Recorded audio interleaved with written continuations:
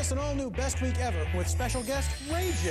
Hey, that's me! I believe so, yes. It's an all-new Best Week Ever at a special time, tonight at 10. We're gonna get a promo Emmy for this. I would love it. For everything pop culture, log on to bestweekever.tv. It's the 4th week of February 2009. A smaller behind in 2009. The best week ever! Yeah! With Paul and Tompkins. Brangelina gets a front row seat at the Oscars, and awkward! I'm becoming very quickly obsolete. I hope I'm not going. American Idol tells Nick Mitchell he is going. Hugh Jackman gives Barbara Walters some good gyration. I wake up in a bath of sweat. Tom Jones, a murderer? I killed somebody, and I've hidden the body. In his dreams. You know my interpretation, you're in menopause. Plus, Ray J is here. Hi, Ray J. Hey, Paul. And one of these people will win our highest honor. The Best Week Ever. You commie, homo-loving sons of guns.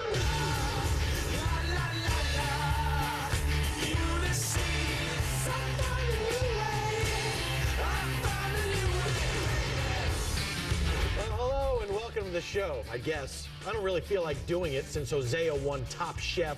Carla, why didn't you make your own food? Why did you think you could sous vide? It's a contest. Ugh.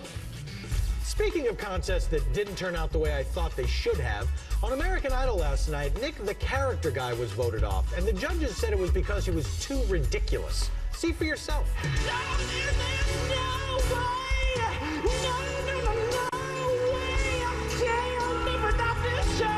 Well, that's not fair. He gets kicked off for that, but this guy's still allowed to do his character?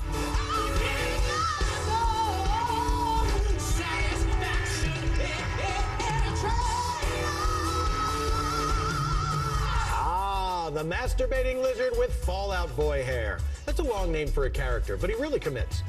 The Oscars just finished a few minutes ago, and the big winner was Slumdog Millionaire with 8 awards, including Best Picture. But back on the red carpet, before everyone knew to kiss all their asses, look how Ryan Seacrest treated the cast. How is it working on Slumdog Millionaire? Oh, he doesn't speak English. Why don't you translate that? He doesn't speak English. He's not saying anything. Ryan, silence is not a language, unless you can understand what I'm saying right now. Miley Cyrus was also on the red carpet, looking like a sparkly artichoke, and she was talking all about her plans for next year. And you have a movie coming out yourself pretty soon? Yes, April 10th, so I can't wait, and hopefully I'll be here getting something for it next year. I would love to. That's not so crazy. The Hannah Montana movie could win some technical awards, like an award for technically being a movie. Now, while the Oscar red carpet coverage was entertaining, there were also some great moments at the after party, also known as the Academy Awards. Here with a recap is our own Nick Kroll. Oh, hello, Paul. You know, this year's Oscars put some people in some pretty awkward seats. Jennifer Aniston, normally one of America's leading presenters, was clearly rattled by the presence of someone sitting in the front row. You know whom. I'm so sorry, Mr. Katzenberg. I don't know why we let him out of the house. Anyways, you guys. Hey, Oscars, why don't we get a shot of everyone Jennifer Aniston is uncomfortable with? How about Gunther? The penicist Adrian Brody presented the Best Actor nominee, Richard Jenkins. You know, I don't know much about him. How can I learn more? If you Google the resume of Richard Jenkins, you'll scroll across a career that includes over 60 films. In The Visitor, you're in the lead, Richard. And you're unquestionably recognizable. Oh, yeah. Now, I recognized him immediately in that sea of faces. He's right in the... He's in there. He's in there. But the best part of the night was when Japan's Kunio Kato won the Oscar for Best Animated Short, becoming America's new favorite Japanese guy. Suck it, Mr. Miyagi. Thank you, my pencil. Thank you, Academy. Thank you, animation. Thank you, my company, Robot. どうもありがとう, Mr. Robot. Hey, that was my joke. No fair. It's not racist when he says it. Back to you, Paul. Yeah, thanks, Nick. But the big question on everyone's mind that night was, is Hugh Jackman gay or is he gay? Oh, Frank. Oh. Hey, look at me, baby. Come on. Here we are. Oh, I knew you did theater, but this is too much. Oh, I get it. Hugh doesn't care if you're a boy or a girl. It's the date on your driver's license. Wolverine likes to go antiquing. Nadia Suleiman, the Octomom, refused to go away again this week. With more is Tara Copeland. Tara! Thanks, Paul. Chances are, if you have a job or something resembling a conscience, you haven't been watching every second of the saga of Nadia Suleiman. Let me catch you up. On Monday, a guy claiming to be the father of the Octokids appeared on Good Morning America, while on Tuesday, the guy who is the father of the Octomom was on Oprah. Meanwhile, the Today Show covered Radar Online's interview with the Octomom and her mom. Then on Wednesday, Julie Chen interviewed Dr. Phil about his interview with the Octomom, and Harry Smith interviewed Laura Spencer about hers. Later, Dr. Phil interviewed Laura Spencer about their Octomom interviews and the Good Morning America interview with the guy claiming to be the father. Finally, Laura Spencer reported on Harry Smith interviewing her about her interview with the Octomom. God, these interviews are like fertilized frozen embryos. The more that come out, the more people hate them. Thank you, Tara. P.S. That report might have been a waste of time, because apparently we may have to stop talking about this. Billy Bush has something to say. Before we go, let me tell you why, going forward, we are not going to cover the Octomom. It's gross. Now, when Ann Curry interviewed her for NBC News, there were legitimate questions that needed to be asked. Now, some of our illustrious media are showcasing smackdowns and face-offs with Nadia and her mom while denying that they have paid her big money to do this. If Octomom makes news with a movie of the week or reality show, heaven forbid, we might just have to report it. We will not reward it. Goodbye. That's right, people. This is a moral issue, and not because Access Hollywood can't afford to pay the Octomom for an interview. Billy Bush will only report on fake things, not real things, and that, my friends, is what I call the high and not very expensive road. Goodbye. This week on The Biggest Loser, the teams were rejiggered, and when a few competitors found out Bob wasn't going to be their trainer anymore, things got pretty sad. Well, you can't go home. You gotta work hard, man. You gotta work hard.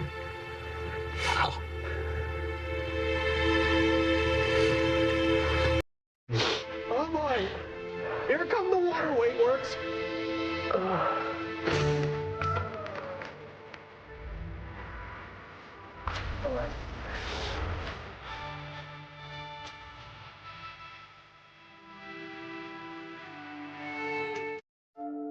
Bob's body was later discovered hanging from the lat pull-down machine, where he was wailing on his traps.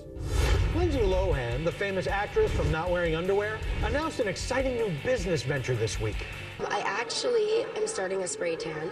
Oh, cool. I'm doing it through Sephora, and it's really exciting because it's really good. Yeah. And I'm really happy about that. And it was my friend and I just had an idea, so we did it through my company. Yes, the best ideas are often the ideas that already exist. Like I've invented a bunch of light bulbs after seeing the ones in my house that are so good. Any other existing ideas you got, Linz? And then I'm starting to do a diamond line. Oh, a diamond line. This is a sliver diamond, which is amazing. And it's 22 carats. Beautiful. Everyone thinks it's a stone. I'm like, no, it's a diamond. That's awesome. It's not a stone. Well, with diamonds, you have to remember the 4 C's. Color, cut, clarity, and come on, you don't know that people call diamond stones. If you like puns like unbeweavable, then you'll love this local news story that surfaced this week about a woman whose life was saved by her bulletproof weave. 20-year-old Brianna Bonds showed us where she says a .40 caliber bullet hit her and stopped. And I've invested a lot of money into this weave, and it saved my life. It saved my life. Oh, if only President Lincoln had invested thousands of dollars in a magenta weave, he would have seen the end of that play. And our first president with a weave would not have been James Earl Carter. That's right, Jimmy. Don't act like you don't got a fake-ass weave. Singer Tom Jones was on The View this week, and we learned that not only does he have a new album coming out, he also has recurring dreams of murdering people. I wake up in a bath of sweat, and I feel that I've done something wrong. It's either I've killed somebody, and I've hidden the body, and the police have found it. I see. Well, you know my interpretation. You're in menopause. No, Joy. It's not funny. I'm really going to murder someone. Tom Jones is going to murder someone in this audience tonight. Who'd like to get murdered by Tom Jones? Look under your seats. Oh, it's you, dear. Throw your panties up here. I'm going to smother you with them. That's called a Welsh necktie. Tom Jones, he had a dream that he murdered someone on The View. Coming up, Matthew McConaughey is shirtless. No, this isn't a rerun. Paul F. Tompkins is hanging with Ray J. And you may have described all the things you can't do with an Oscar, Mickey Rourke. You can't eat it. You can't it. And it won't get me mad. But one of these people is having the best week ever. You're watching Best Week Ever. Domo arigato for your continued viewership.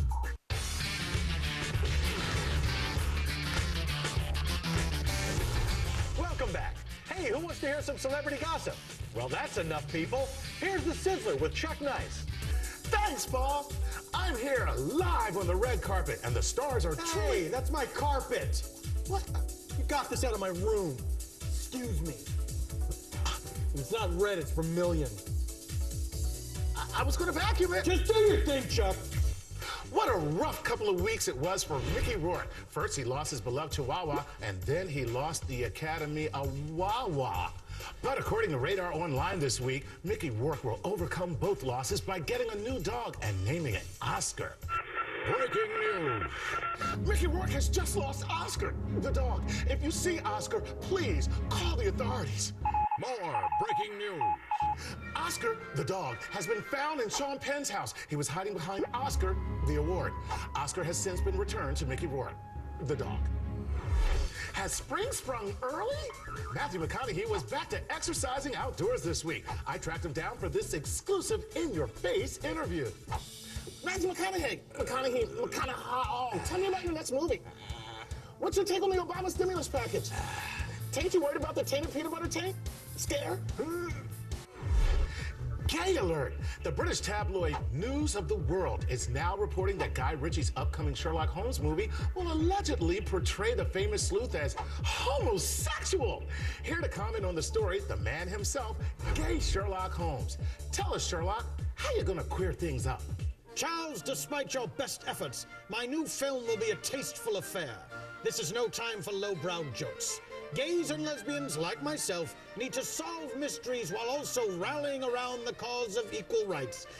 Oh, God, it's Watson. Oh, hey, Shirley. It's time to do some investigating. After that, you can smoke my pipe. The heart wants what it wants. Celebrity sighting spotted in a different part of the studio. It's Mike Britt. Did you see that internet video of Richard Simmons at the airport acting a damn fool? All the single ladies, all the single ladies, all the single ladies. Where's he get off singing single ladies to that security agent? That is messed up, ain't it, Chuck?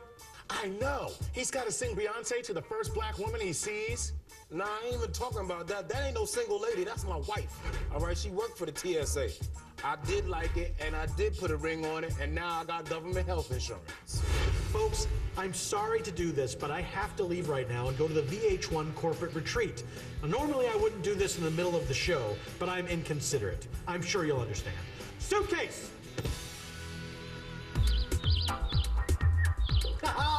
Hi, Ray J. Hey, Paul. Hey, where's all the other VH1 talent? Bret Michaels? Rock a Love bus broke down. The pickup artist? You know what? I don't know what happened to him, man. It's a mystery. But come on, for real, we have some corporate team building to do. Ray J, you're right. I care about the corporation.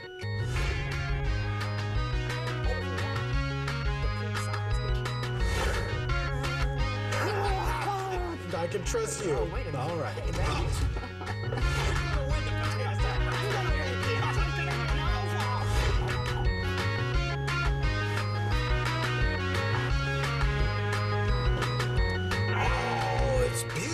Ray J. You know what, Paul? This has been a great corporate retreat. And you know what? That tattoo looks really great on your face, I must say. Come on and get your glass. Thanks, Ray J. Anytime. You know, we really should do this more often. For the love of Ray J. Monday nights at 10 o'clock p.m. Don't miss it. Don't. When we return, the real world gets really impolite. And you may have pantsed yourself, Paula Dean, but one of these people is having the best week ever. You're watching Best Week Ever. Now, where did I put my 3D glasses? And now, Best Week Ever and Axe Hairstyling Products present the biggest hair-tastrophe of the week. Everyone knows that award season is when the stars really shine. Hollywood celebrities spend hours on their hair and makeup to achieve the perfect look. Case in point, Mickey Rourke.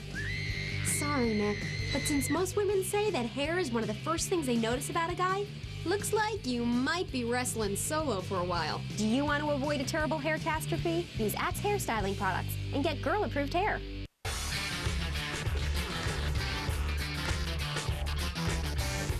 Welcome back to me. While you were sexily unfolding your cane, Scott McIntyre. We were planning the week's best moments, in case you missed it.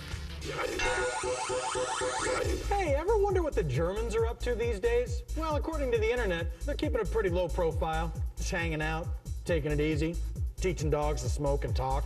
Hallo, ich bin Sula Kogan und das ist mein Miniatur-Bull-Terrier Rüde Armani, der absolut top erzogen ist.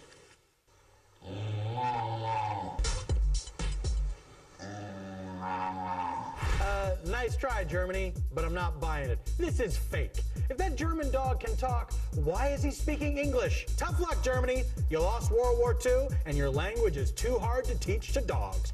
USA! USA! Come on, dogs! USA! Dogs, let's go! This week, the Today Show introduced us to the latest exercise craze that is sweeping the entire Today Show. The Jedi workout. It's a way to burn off the extra pounds using the Force. Hey, Master Flynn, is it a really good workout? No, seriously. Absolutely. I mean, you can see behind you, there's lots of cardio, there's upper body movement. Well, it's official. There's no more news on Earth. You know Yaz, the birth control medication? Well, they made a commercial a while ago that was apparently a little misleading. So the government forced them to make this new commercial. You may have seen some Yaz commercials recently that were not clear. The FDA wants us to correct a few points in those ads. How misleading was the first commercial? Hey, how are you able to fly? I took Yaz. I thought it was a birth control medication. It is. Hey, my cancer's gone. Thanks, Yaz. On this week's Real World, JD got pretty mad. Pretty mad. Glass top coffee table smashing mad. That, it just doesn't matter to me. Okay, you don't even know. What the f? You just contradicted yourself. Oh, to sing that clip gets me so angry. Oh, it's expensive.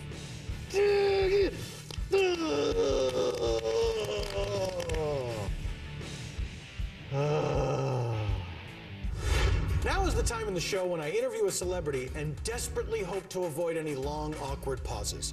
My guest this evening is Molly Sims. Hi, Molly. Hi, Paul. Now, Molly, you're in this new movie called Fired Up. So, what are you doing later? Not you. Wow, you must have had a blast making this film. We did. We couldn't stop cracking up through every scene. Have you ever given up a baby for adoption?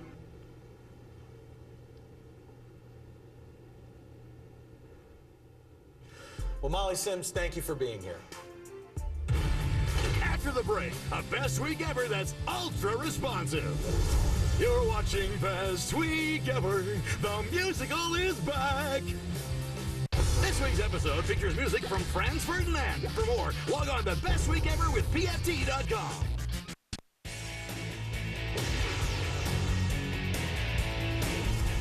Stupid commercial. Oh, welcome back. This week, millions of Americans tuned in to see President Obama speak. But Barack was merely the opening act for a man who made the long, long journey from the back of a room all the way to the front of a room. Oh, God is right, Chris Matthews, because Louisiana Governor Bobby Jindal is having the best week ever. Good evening and happy Mardi Gras. I'm Bobby Jindal, Governor of Louisiana.